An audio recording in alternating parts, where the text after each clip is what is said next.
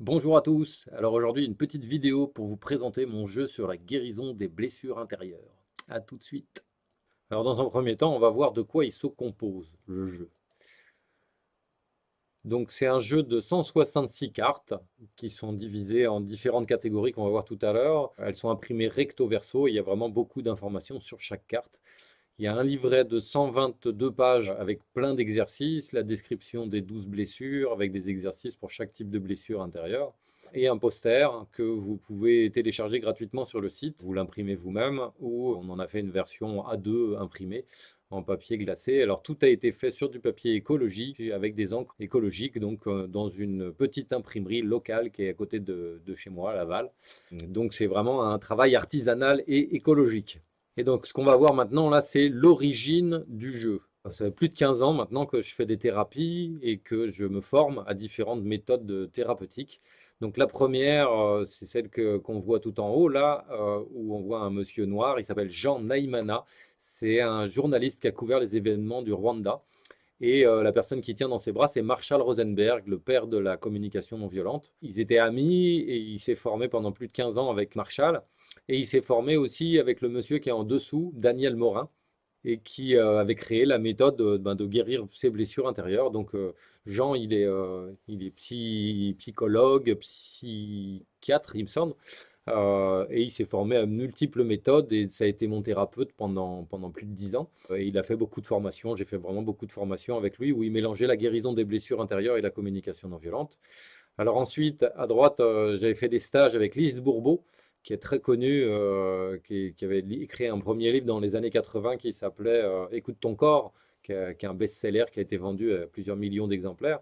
Et elle avait créé les 5 blessures intérieures et fait plusieurs livres. Et il y a des stages qui sont organisés en France où c'est pas elle la formatrice, mais c'est des gens qu'elle a formés. Et donc je me suis formé à cette méthode, pareil, pendant plus de 10 ans dans divers endroits en France. Et donc ensuite, j'avais fait une formation avec Daniel Morin, donc c'est un Belge qui est le père de l'approche guérison des blessures intérieures. Ça a été un des premiers à utiliser ce terme, pareil, dans les années 80, 80-90. Ensuite, j'ai fait beaucoup de stages de communication transformative. Là, on me voit avec Lionel Santucci. C'est le père de la communication transformative. C'est vraiment une méthode de développement personnel et de transformation. Enfin, j'ai pu toucher pas mal de parts de moi grâce à ces stages. Et donc, j'ai repris pas mal d'exercices que j'avais appris avec Lionel dans la communication transformative. Et le dernier qu'on voit là, c'est l'Internal Family System. Donc là, ça fait 5 ans maintenant, 5-6 ans que je me forme à cette méthode thérapeutique. Et donc le père, c'est Dick Schwartz, enfin Richard Schwartz. Donc voilà, ça regroupe un petit peu toutes ces méthodes et en plus des outils que j'avais appris avec la CNV, avec la médiation, l'analyse transactionnelle. Enfin bref, je fusionne plein d'approches que j'ai découvert depuis 15 ans.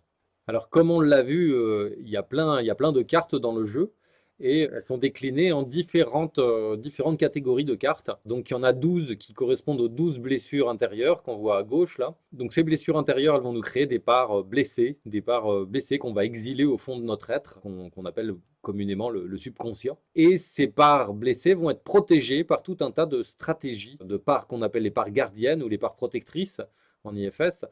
Et donc, en IFS, elles sont divisées en 2 catégories, les managers et les pompiers, celles qui ont plutôt tendance à gérer ta vie et celles qui ont plutôt tendance à éteindre l'incendie émotionnel qui se passe en toi. Et moi, je les ai divisées en 3 catégories différentes en fonction des stratégies. On va retrouver trois façons de réagir dans la nature.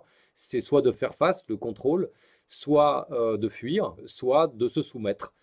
Et donc le dernier type de carte, c'est les parts libres. Les parts libres, en fait, c'est toutes les parts à la fois blessées et les parts protectrices. Au fur et à mesure qu'on va guérir ces blessures intérieures, qu'on va avoir guéri à la fois les parts exilées qu'on voit en noir, qu'on a libéré leur fardeau de souffrance et leurs croyances fausses, quand on va les avoir guéris, ça va devenir des parts libres. Et donc, on pourrait dire que on va passer du vice à la vertu, quoi, en fait. Et on s'aperçoit qu'un vice, c'est toujours une vertu déséquilibrée. Tu vois, si tu es trop radin, en fait, c'est un excès d'économie et de bon sens autour de prendre soin de son portefeuille et de sa. Et si tu es généreux, c'est une vertu aussi, la générosité. Mais si tu es trop généreux, c'est bien connu, trop bon, trop con, les gens ils vont exagérer. Donc en fait, chaque valeur, quand elle est équilibrée, on va la retrouver dans les parts libres. Et quand elle est déséquilibrée, on va les retrouver dans les parts gardiennes, en fonction de si on est plus ou moins soumis, contrôlant ou fuyant. Alors là, ce qu'on va aller voir, c'est les différentes blessures intérieures, donc les premières cartes, les cartes qui vont être rouges. Alors, dans les travaux de Lise Bourbeau, elle avait identifié 5 blessures, l'abandon, le rejet, la trahison, l'injustice et l'humiliation. C'était sympa, c'était une première approche, mais maintenant avec le recul, avec les années, je trouve ça assez léger, je dois dire. Non seulement, en tout cas dans les stages, j'ai trouvé que les outils thérapeutiques pour aller guérir les blessures n'étaient pas très très efficaces, mais surtout qu'il y avait énormément de blessures intérieures qui passaient. Vous voyez, par exemple, la blessure de viol, elle va être en lien avec l'injustice, mais voilà, c'est pas pareil que d'avoir vécu des injustices avec ton frère et ta sœur qui t'est violé. Dans les blessures de viol, il va y avoir différentes façons d'être violé. On peut être violé dans notre corps physique, mais on peut être aussi violé dans notre intimité, quand on va regarder ton jardin secret, quoi.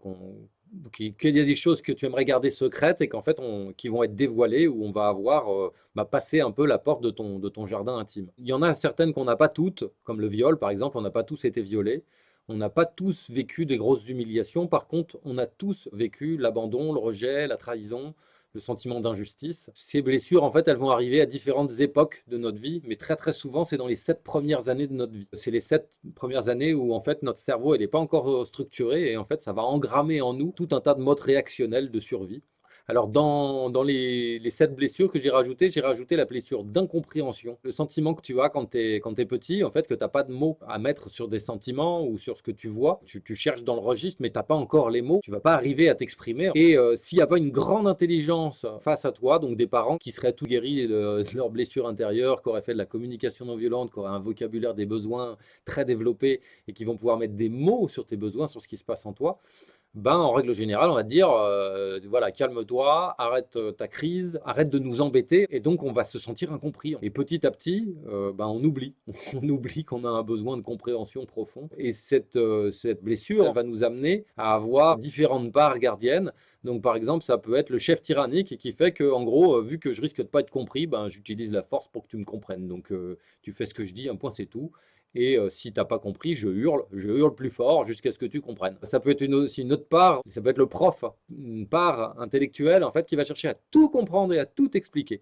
Et moi, je vois, j'ai vraiment cette part qui est développée en moi. En tant que petit dyslexique, j'avais vraiment des problèmes de compréhension et j'arrivais pas toujours à comprendre en fait ce qu'on me racontait. Et donc, du coup, j'avais une part, j'étais constamment à raconter à mon nounours. À peine j'avais compris un truc, j'essayais de l'expliquer à mon nounours. Et j'ai toujours eu une espèce de gymnastique dans ma tête que dès que je comprends un truc complexe, d'essayer de l'expliquer, ce qui peut être très chiant pour mon entourage parce que cette part prof, elle est vachement développée chez moi, à faire du verbiage et à rester dans la théorie très facilement en fait et d'aller décortiquer tout un tas de trucs complexes alors que on n'était pas parti pour écouter une conférence, tant pis, vous vous tapez une conférence quand même. Pour les gens qui me connaissent bien, ça va les faire marrer d'entendre ça, parce que c'est une part de moi qui est assez visible.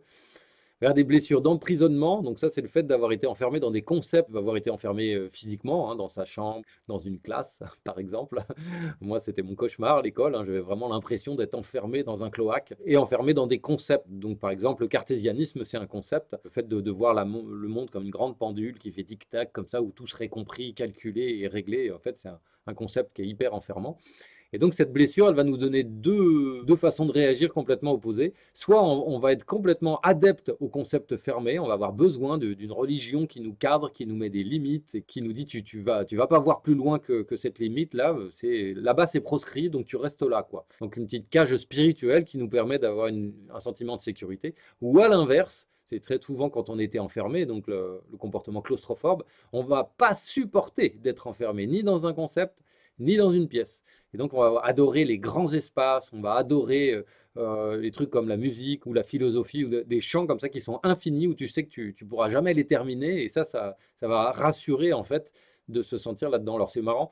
Pour protéger cette blessure, il y en a un qui va se rassurer dans l'infini et l'autre qui va se rassurer dans les limites bien closes.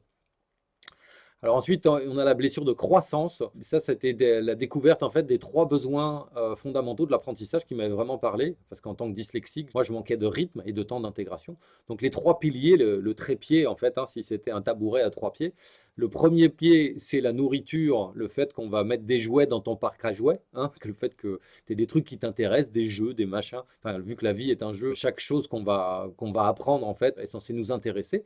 Donc, ce qui est important, c'est avoir de la nourriture qui nous donne de l'intérêt. Le deuxième pilier, c'est la sécurité. C'est pas le tout d'apprendre à faire du vélo si tu risques de te faire écraser et que tu as ta mère qui est complètement terrorisée à chaque fois que tu montes sur ton vélo.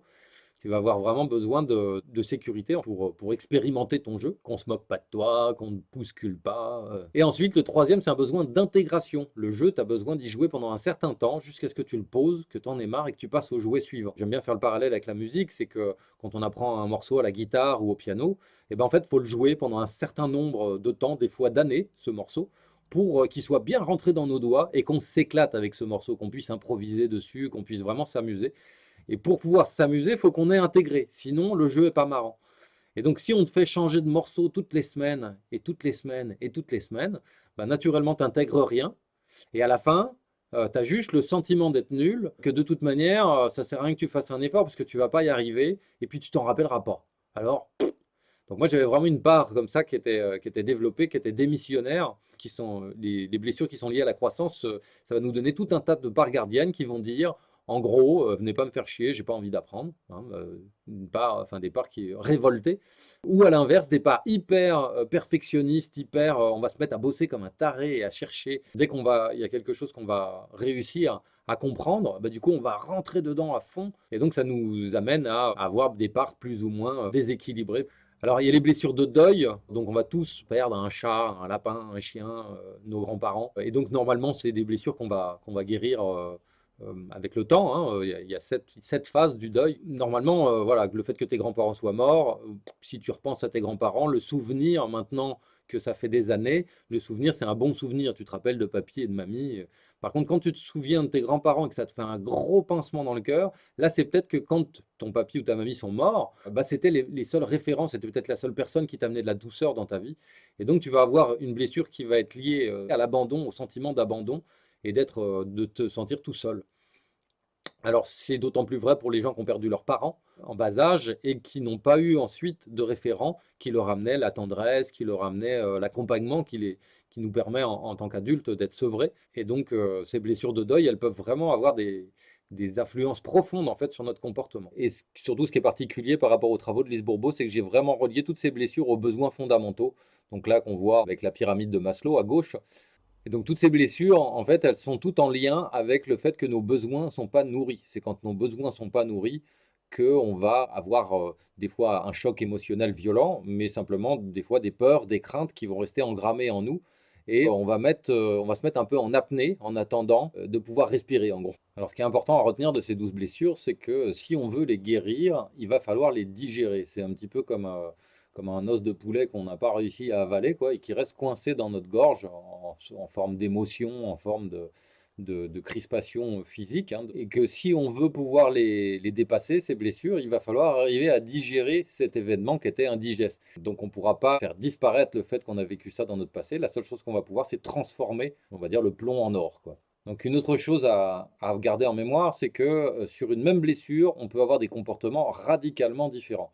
Alors si je prends comme exemple la blessure de viol, en fonction de si j'ai été protégé par mes parents, donc par exemple j'ai été violé, mon père, quand il a appris ça que mon oncle ou que mon grand-père m'avait violé, il lui a foutu une raclée, ben, je vais garder une blessure, mais par contre ça va me donner plutôt un comportement violent, vengeur, alors que si ben, au lieu de m'avoir protégé de mon oncle, il m'a mis une raclée en disant comment t'oses dire ça de ton oncle, ou pire si c'était même le papa qui lui en mettait une couche et qui la violait elle aussi.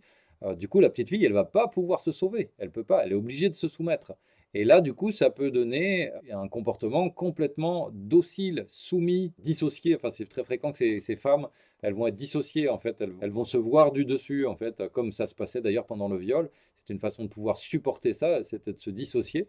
Je vais prendre aussi comme exemple la blessure d'emprisonnement, où j'ai pu rencontrer des gens sur la même blessure d'emprisonnement, un qui va complètement s'enfermer dans des dogmes, dans une religion, et puis qui adore être enfermé dans la maison et puis pas trop sortir, quoi. Et à l'inverse, un autre qui est claustrophobe, qui ne supporte pas d'être enfermé dans une pièce et qui ne supporte pas d'être enfermé dans un concept limitant, surtout les religions et Donc, a vraiment besoin d'immensité, d'infini. Donc ça, c'est vraiment important à retenir, c'est que une même blessure peut nous donner des comportements et des parts gardiennes qui vont être complètement différentes en fonction de si on a pu faire face, si on a dû fuir, ou si on a pu fuir, et si on a dû s'y soumettre.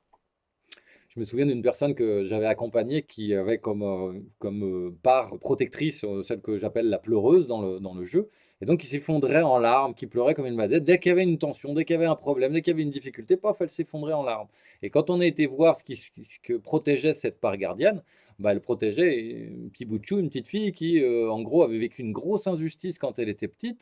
Elle s'était plaint et s'était pris une baffe par son père. Du coup, elle a été se plaindre à sa mère. Sa mère lui en a rajouté une couche. Du coup, elle est partie en colère. Elle a claqué la porte de sa chambre.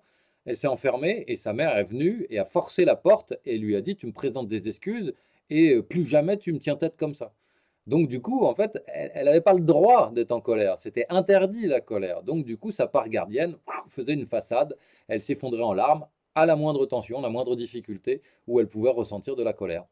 Et ça lui elle a même à s'auto-mutiler. Et donc, à chaque fois elle se faisait violence à elle-même parce qu'elle ne pouvait pas la faire vers l'extérieur, quoi.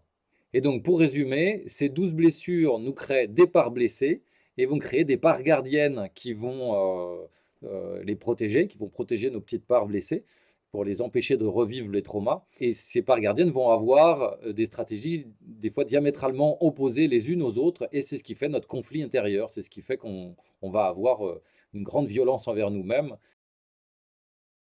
et donc c'est ce qu'on va voir maintenant.